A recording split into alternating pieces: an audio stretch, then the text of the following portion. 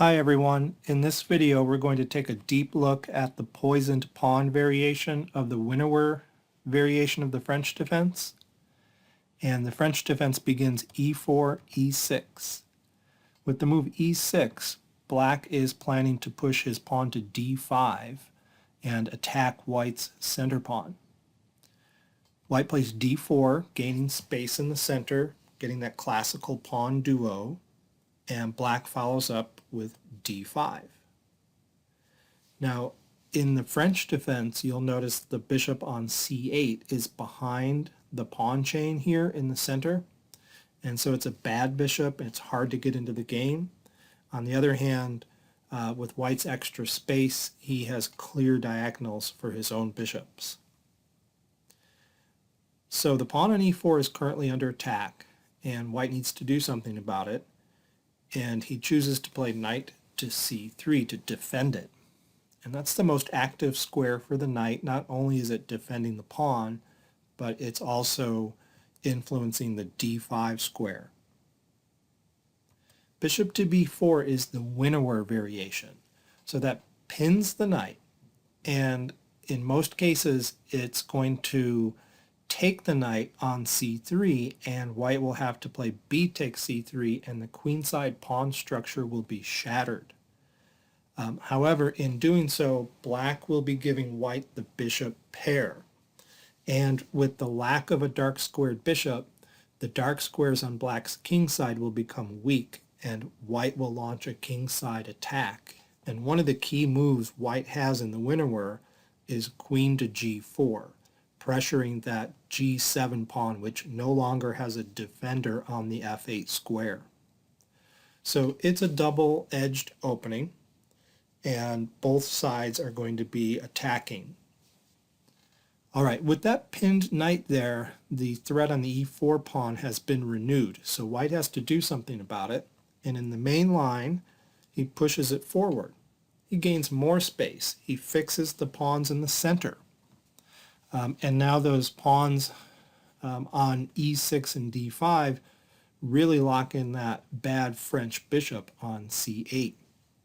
And the pawn on e5 also takes away the f6 square from the natural development of the black knight. So it looks like a good move. However, from black's point of view, he might say that he has induced white to play pawn to e5. What this does is it fixes white's pawns and makes them a target. So now black's plan is very clear. He's going to get in moves like c5 or f6 or both to start attacking white's pawn center. And black also argues that in some lines of the French, black has played knight to f6 when white pushes to e5, gaining a tempo on the knight. And in the Winawer, white doesn't get that tempo. That knight is still sitting back on g8, and it will go to e7 at a later date. Okay, so both sides have their pluses and minuses. Black continues by threatening the base of the pawn chain on d4. If that pawn on d4 gets traded off, then the e5 pawn will be weak and subject to attack with moves like knight to c6 or queen to c7. So white needs to do something to maintain a pawn on d4. If he didn't play knight to c3, he would be able to push his c pawn to c3 to protect d4, and that's what happens in the advanced variation of the French.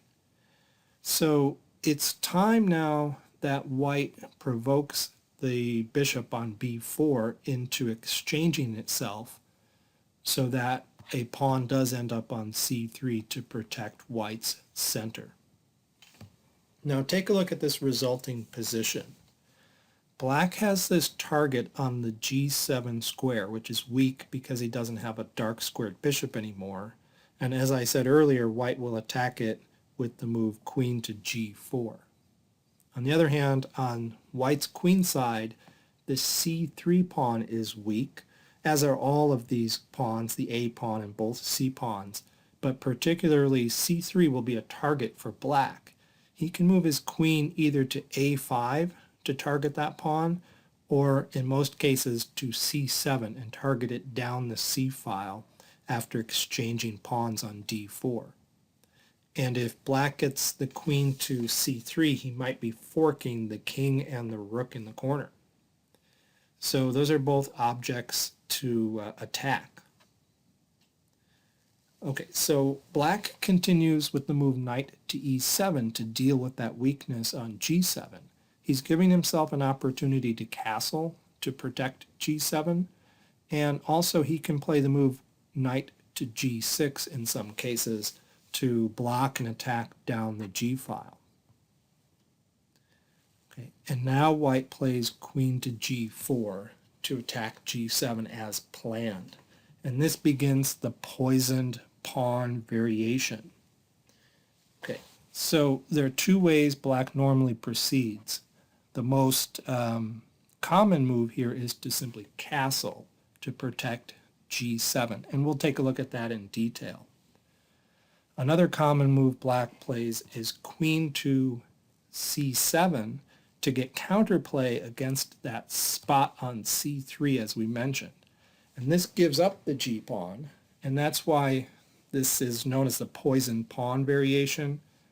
Black argues that, okay, you can have my pawn and maybe even the h-pawn as well, but I'm going to get a lot of counterplay on the queen side, and I'm going to argue that that pawn is poisoned and shouldn't be taken. So those are the two main moves. Before we get to each, we're going to look at some more rare alternatives for black in this position. Okay, so one move that is sometimes played here, besides the two main moves, is c takes d4. However, that move generally does transpose into lines that are often begun with the move queen to c7.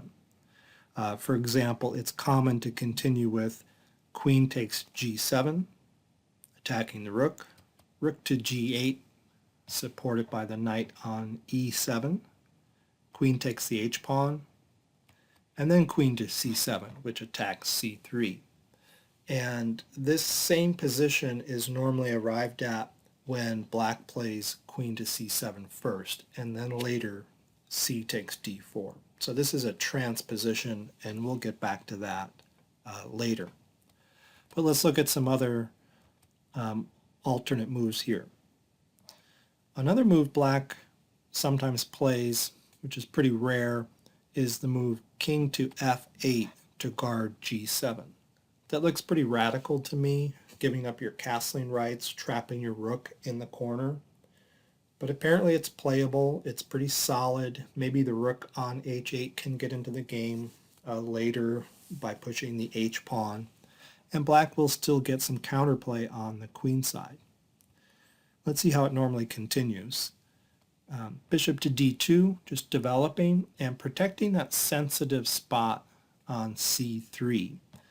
Remember that queen, black's queen, can go to c7 or a5 to attack that sensitive spot, so white is guarding it ahead of time. b6, and that's an interesting move to get the light squared bishop into the game since it's behind this central pawn chain. So the bishop is heading for a6 and hopes to trade for white's good bishop on f1. Okay, knight to f3 is a sensible developing move, and here we're going to follow a game played by Vishy Anand versus Wesley So. It was a rapid game in a match they played in 2017. So I just want to give you a flavor of how this particular variation could go with this king on f8, this awkward looking king on f8. So we'll show you that it is defensible. So Wesley So plays it well. Okay, bishop a6. Okay, bishops got exchanged. h4, so white is going to be attacking the king. It's going to try to get that h file opened up. h5 blocks that attempt. Queen f4, knight g6 hitting the queen, queen retreats. The other knight comes to the king side. So rook lift here, good idea. Rook b8 puts the rook on an open file. c4, d4, queen e4, queen c7, and now the pawn on e5 is under attack 3 times and needs some defense. So Anand plays rook e1 to defend. Queen b7. Black would love to exchange queens here because that would mean the end to white's attack. And black would be doing fine. He could move his king out to e7 and develop his other rook. And meanwhile, white's c-pawns are weak. So Anand refuses the exchange of queens, of course. King g8, rook g3.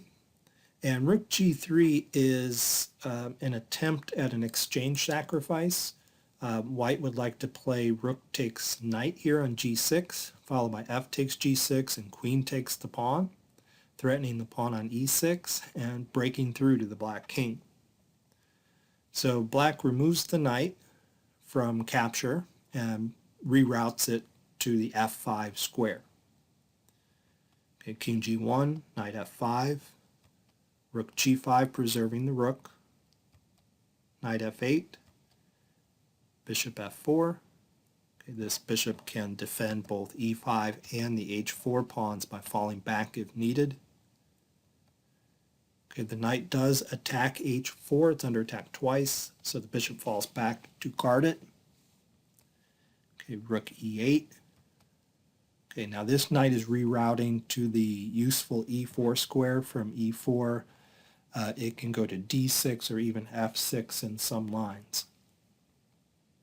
Okay, queen comes over for defensive purposes, knight e4, rook f8, and we're starting to see a high density of pieces over here on the king side, especially on black's half of the board. Rook b1, putting it on an open file. Okay, rook h6, so black lifts the rook as well. Queen f3. Okay. A knight finally takes an h-pawn that was hanging for a while, but then Anand exchanges minor pieces and plays the very shocking queen to f6. Okay, and that's a double threat, it's a fork. White is threatening to take the queen and threatening a mate on g7. Now the pawn is pinned, so the pawn cannot take the queen, and Wesley So takes the queen with his queen, but you may wonder what happens if rook takes queen. Well, if rook takes queen, then knight takes rook check, and the king cannot step over to h8 because rook takes h5 would be checkmate. So, and the pawn is pinned, so the only move here is queen takes knight. But then pawn takes queen, and you'll notice white is up in exchange here, and white's winning. Okay, so that's why rook takes queen doesn't work, and black played queen takes queen instead. And then pawn takes queen, rook g6 to defend the g7 square. Okay, rook comes up to threaten a pawn. Rooks get exchanged. G takes f6, knight e4, f5. The knight starts to get harassed. And black has a sizable advantage here, being up 2 pawns. He's going to lose one of them back on c5, most likely. But black has a sizable advantage because he's got this nice pawn storm coming down the board. However, the game, which is only about half over right now, did result in kind of a miraculous draw. Vishy Anand drew the game even while down a piece. All right, I won't show you the rest of the game. It takes us too far away from the point of the video. So let's go back to this position. And one more rare move that's sometimes played in this position to guard the g7 pawn is knight to f5. There it is.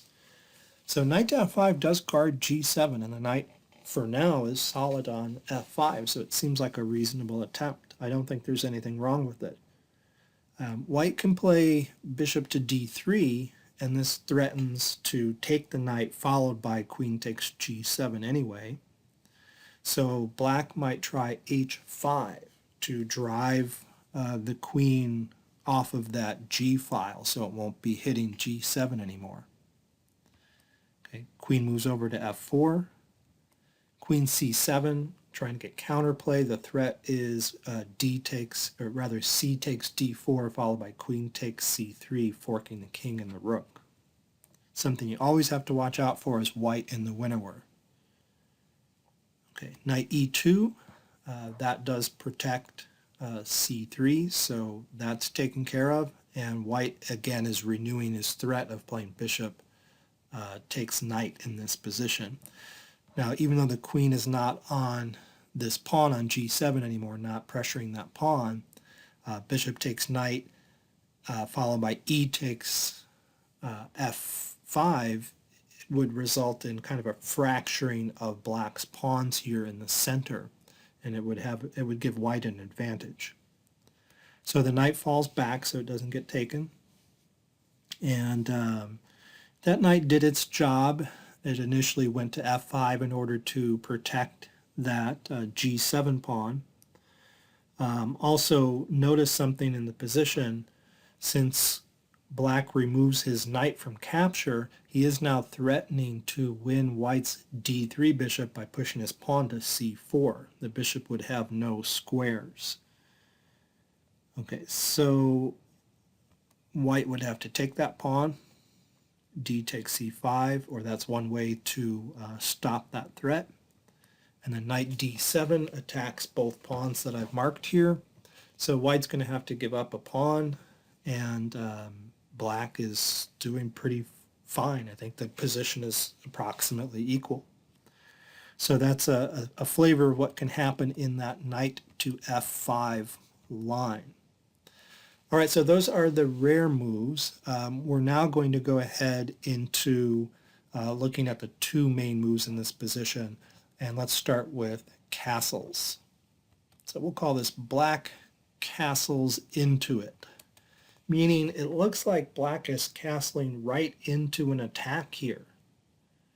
Okay, it doesn't look like he has any pieces to help defend his king side other than this knight on e7, which can come to g6. He hasn't developed his queen side yet, and white can start an attack with moves like bishop to d3, knight to f3. He can push his h-pawn. He can even play bishop to h6 since the pawn on g7 would be pinned.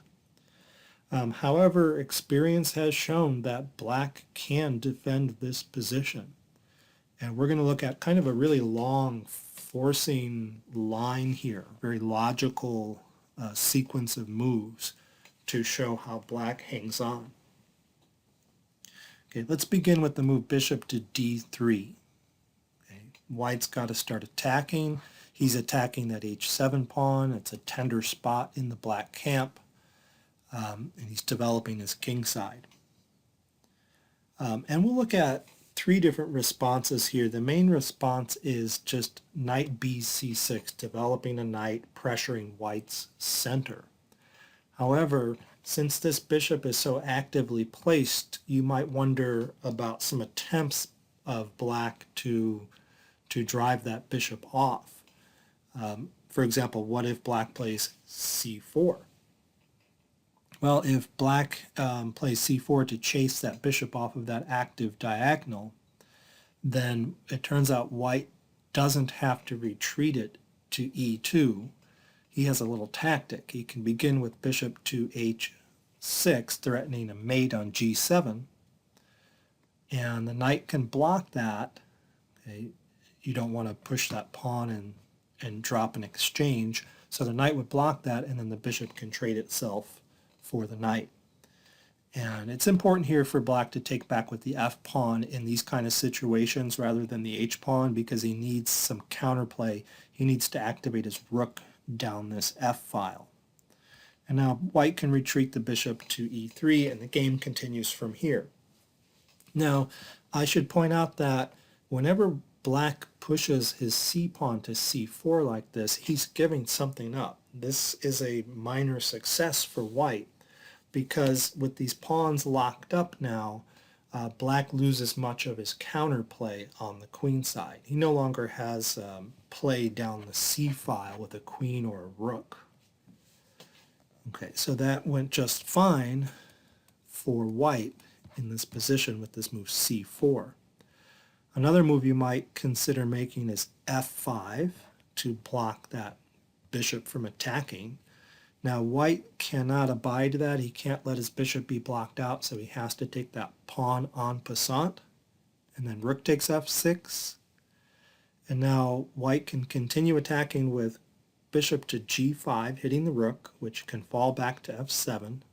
And then queen at h5, threatening queen takes h7 here. So g6 to block that. And now the queen needs a square to go to, and it turns out to be very useful to go all the way back to d1. And the point of that is if black does attack c3 with queen to a5 or queen to c7, he would like to play queen to d2 to defend it. And I should also point out it's no good to bring it to e2 because then your bishop on d3 will be trapped like we saw earlier. So watch out for that possibility. So queen to d1 is the move.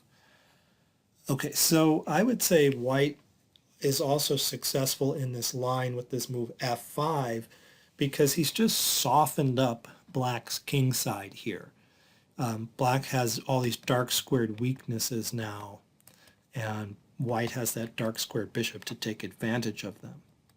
Okay, so returning, doesn't look like f5 or c4 do black much good. So the main move is knight b c6. Just developing your piece and pressuring white's center. Okay, then queen h5, might as well threaten a mate here, continue your attack. And knight to g6 is really the only good way to defend against that mate. But let's look at two other moves that don't work so well. G6 stops the mate, but the problem is it leaves all these dark squared weaknesses around the king. And this bishop on c1 can very quickly get to that f6 square, for example. So white is doing really well in that position. Another move that stops the mate you might consider is h6. Now, h6 actually allows a powerful sacrifice here. Bishop takes h6, but even if you don't want to go into that, which is a little dangerous, you have to know what you're doing, that h6 pawn can become a target if you want to push your g pawn and open a file. That's another plan you might have. But it turns out bishop takes h6 is a good sacrifice. G takes h6, queen takes h6. And now there's that mate threat on h7 again.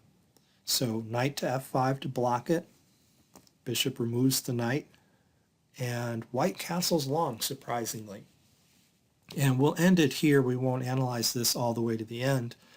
But white is going to continue attacking that black king. He can lift a rook. He can get his knight into the game.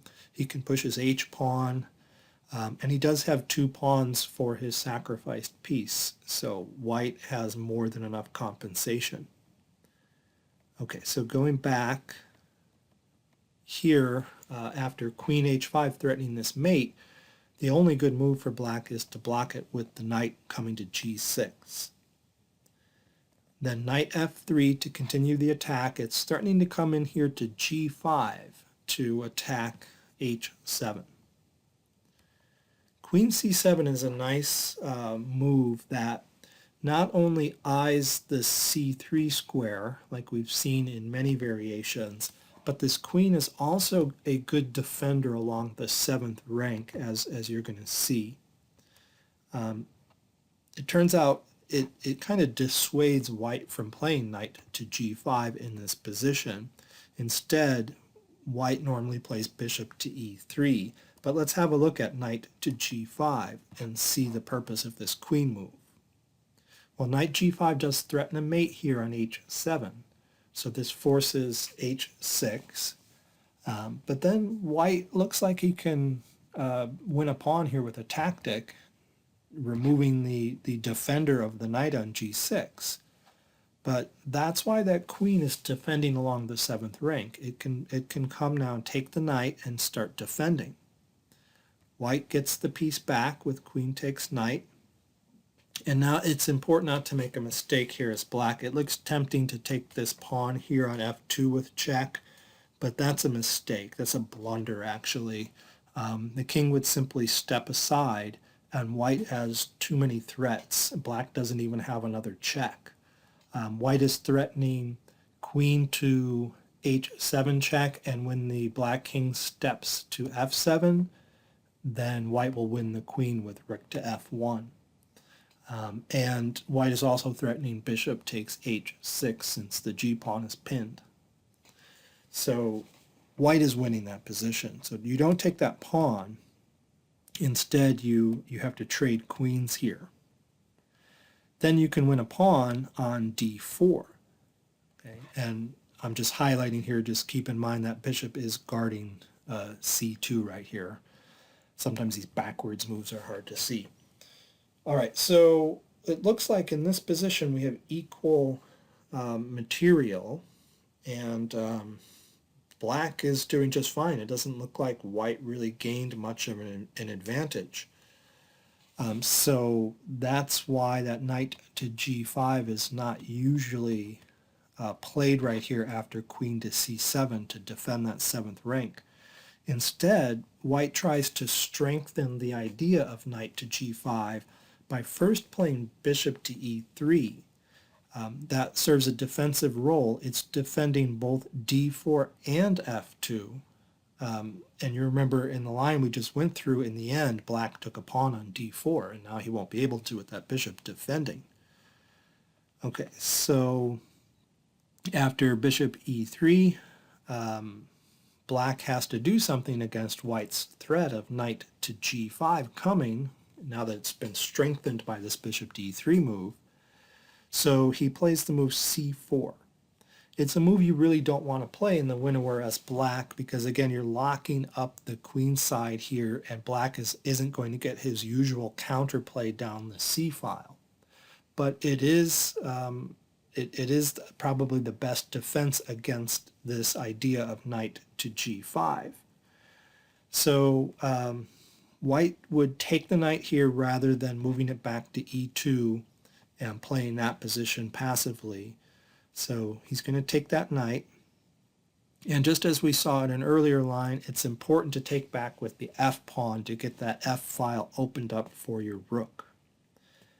Okay, and now the queen has to move somewhere, and the square it should go to is g4. Okay, on g4 the queen can retreat to e2 if needed once this knight gets out of the way. Also, that queen has its eye on the g6 pawn, which is keeping this h pawn fixed at home. Let me just mention something here. I'll illustrate what happens if the queen goes to h4 instead. Well, then there's no pressure on this g pawn, and black can push his pawn to h6, which keeps the knight from hopping in here, and follow it up with the move g5, and black would have this nice pawn structure here that blocks out the white dark squared bishop, and that pawn structure is amenable to his light squared bishop, which can get into the game now in this direction.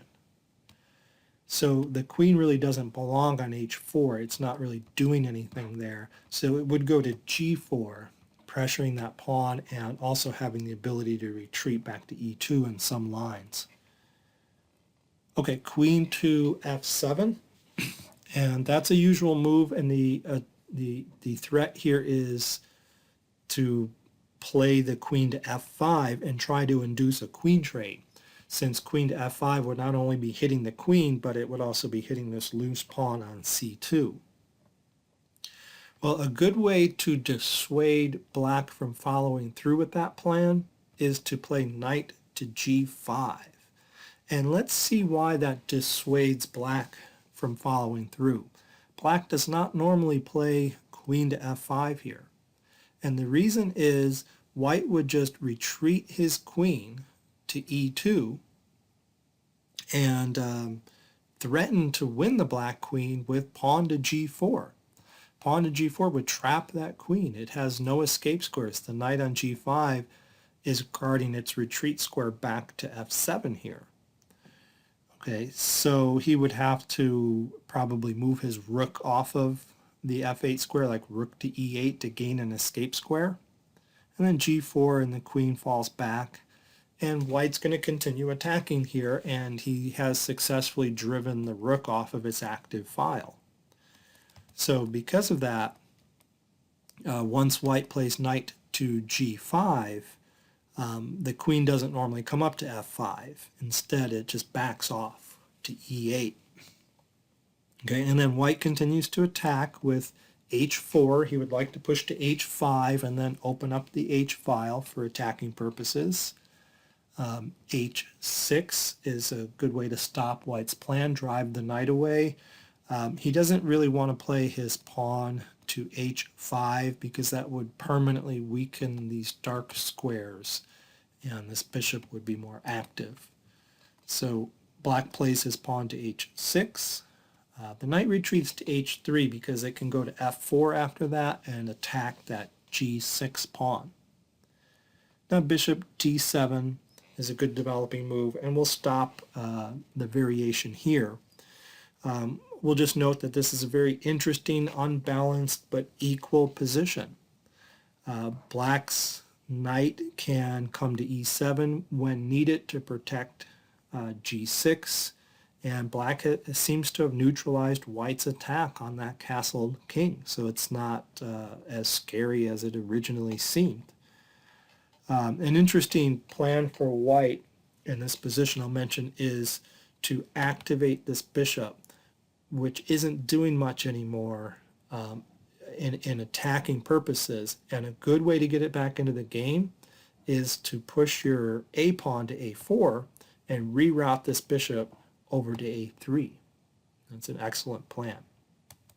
Sometimes white might castle kingside in this position, but often the king finds a nice home on the d2 square, kind of getting out of the way, maybe pushing the f pawn. And on d2, the king will support these weak pawns on c3 and c2. And the king is very safe in the center with these pawns locked like this and no pawn breakthroughs possible. Okay, so one last thing to talk about in this video is where black actually sacrifices the poisoned pawn. So let's go back to this position after queen to g4 attacking g7. So we just went through what happens if black castles. The second most popular move, though, is queen to c7, just offering this pawn on g7. And he's getting some counterplay here, though, because he's threatening c takes d4, queen to c3 check. And there's that fork again, the king and rook fork. Okay, in addition to putting pressure down the c file here, this queen is also pressuring the e5 point. So it's a good move if you're going to be giving up this pawn. It's a very useful, active move. Now, you can take that pawn. Queen takes g7 is the most popular reply, and it's the main line, but I'll mention just one way that you can decline or maybe just delay taking that pawn. Another move that is sometimes played here is bishop to d3. And white intends to counter c takes d4 with knight to e2 to guard that c3 square. And he's played his bishop out first, so that after knight to e2, the knight's not trapping the bishop in. So that's why bishop to d3 in particular is a good way, a good move to make if you are delaying capturing on g7. So black can take on d4 and white can play knight to e2 to protect the c3 pawn. And white is also threatening d4, threatening to take that pawn on d4. We'll look at two moves here, beginning with probably an inaccuracy. The pawn on e5 is hanging, so you might wonder, can black just take it? Well, this is actually quite complicated, but white gets an edge after bishop to f4, developing the bishop with tempo.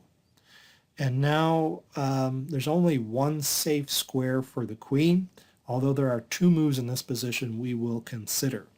Let's consider first queen to f6, the only safe place to put the queen. Then bishop g5 attacks it again.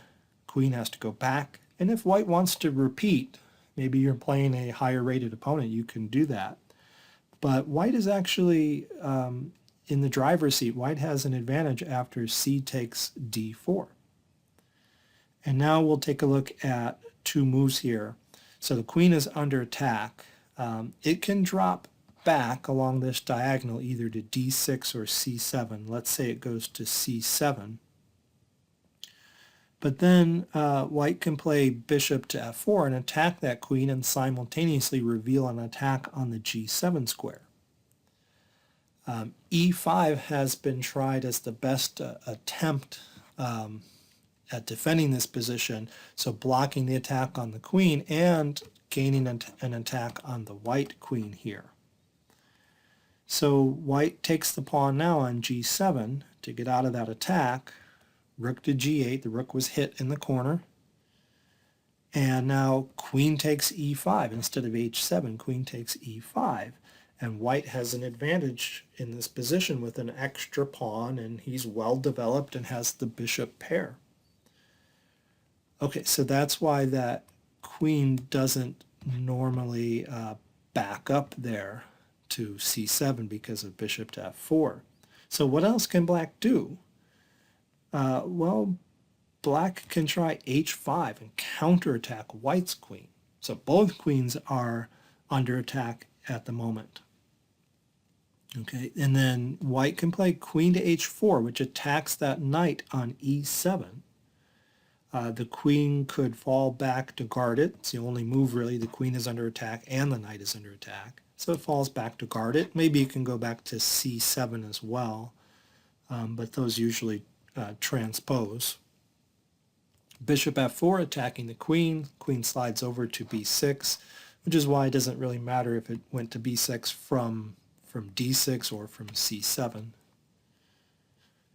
Okay, and now bishop can take the knight. This is just one way to prove your advantage. There are other good moves as well. The rook recaptures, and now queen to g3 forks the rook on b8 and the pawn on g7, and white has the advantage here as well. Okay, so backing up, right here, after bishop f4 attacking that queen, and don't forget what we're trying to do here. We're trying to prove that black really shouldn't take this pawn on e5. And it's because of this move bishop to f4. Well, the only other move to consider besides queen to f6 is the move h5, like we saw in the other line, counterattacking the white queen. Then queen h4, okay, knight f5, attacking the queen again, and that's an important move actually. This queen is under attack, and the only safe square is f6, but that would be worse than counterattacking with knight to f5, and let's see why. After queen f6, there is bishop to g5, pinning the queen to the knight, or skewering the knight. The queen's going to move out of the way, and we're going to win the knight. Maybe an attempt here is knight f5 to counterattack white's queen, but then we take the queen anyway, and when he takes our queen, we just take the knight back with the bishop. So we're winning a piece there. So that's why after queen to h4, this queen is under attack, and the only safe square is f6, but he can't move it there right away because of bishop to g5. He has to counterattack again with knight to f5. Okay, and then queen to g5, And now the black queen has to move to f6. And white exchanges queens and then takes the knight. And just look at this pawn structure that arises. Tripled isolated f pawns there, an isolated d pawn, an isolated h pawn. I'm talking about black's pawn structure. And it's a really messy position. Black is technically up a pawn, but I don't think that matters much with such pawn structures on the board as this one.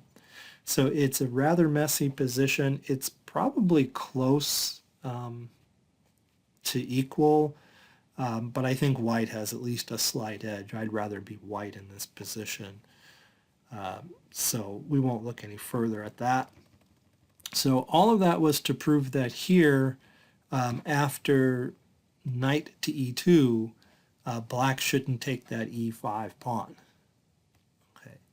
So if he doesn't take the e5 pawn, what's he going to do? Well, he's going to play d takes c3, since white was threatening to play c takes d4 and bolster his center.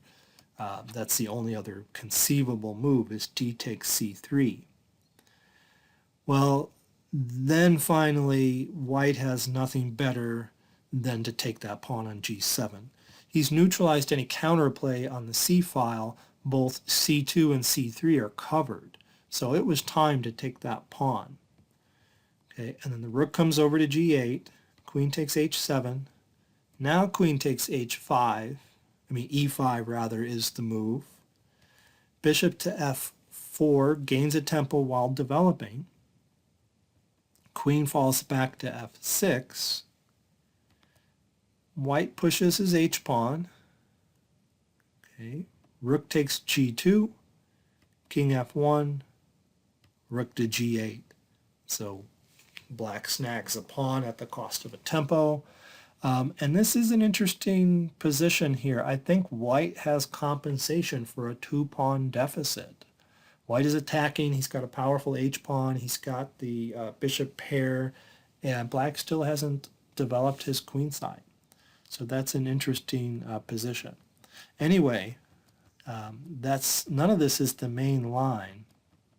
This is after queen c7. This all happened because of bishop to d3, which is not the usual move.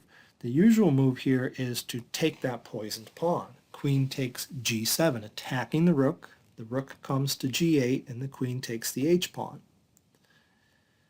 Okay, and now black proceeds to get his counterplay with c takes d4. So he's threatening queen takes c3 check, winning the rook on a1. He's also threatening queen takes e5. Okay, so white probably should play knight to e2 to defend c3 and to block any checks from queen takes e5. Notice the queen on h7 is guarding c2, the knight is guarding c3. White has the counterplay in control here. It seems to be the move that everybody likes to make is knight to e2, but there is one other rare move that is sometimes played to guard against this fork from c3. Queen to d3 can do the job too. It can also defend c3. And then maybe black takes on e5 with check. Here's another move he could make. If he takes on c3 with the pawn, then it could typically transpose to the main line after knight e2, attacking c3, knight bc6, developing and attacking e5, queen takes c3, bishop d7, f4, bolstering the center. And this is a position that we do also reach in the main line. So we'll go back here and look at the move queen takes e5 check as an independent line after this queen to d3. Okay, then knight e2 to block the check, d takes c3, queen takes c3, queens get traded, and I think white has the advantage here. The material is perfectly equal, but white has the bishop pair and black still hasn't developed his queen side yet. So white has quicker development, so I prefer white. Okay, so going back to this position, knight to e2 is the main move. Then knight b c6 is sensible, developing the knight, attacking e5, and then f4 to support that e5 pawn. Okay, by the way, don't try to win a pawn here. There's a common mistake people new to this opening make, not just in this position, but in similar positions. You might try to win a pawn on d4. That looks good. You're supporting your center, and that pawn is covered by your knight, but it's not. Black can take that pawn, and you can't take back because you just relinquished control of c3, and you've got this fork now. Okay, so watch out for that. So instead, you play f4 here. Then bishop d7, just developing and getting ready to castle queenside. Black's almost completely developed in this position, and white is lagging far behind in development. And white is only up a single pawn. So I think white needs to consolidate here, and the usual move is queen to d3, coming back for defense. And he's protecting c3 so that c takes d4 really is a threat now that he's protecting the c3 square. So that's why black takes the pawn on c3, and then knight takes c3. You can take back with either piece, the queen or the knight. I like taking back with the knight, with the obvious plan of knight to b5 followed by knight to d6. Which is why black will normally play a6 to stop the knight from hopping in there. And then rook b1, putting the rook on an open file. Knight a5, rerouting the knight to that nice outpost square on c4. And again, white is a pawn up, and he's got a good pawn up. This passed h pawn is going to be strong, but black is better developed. Okay. And I'll point out just a couple more moves here. Not only is this knight pointed towards a nice outpost on c4, but black's other knight is pointed towards a nice outpost on f5. And from f5, it can play a very active role.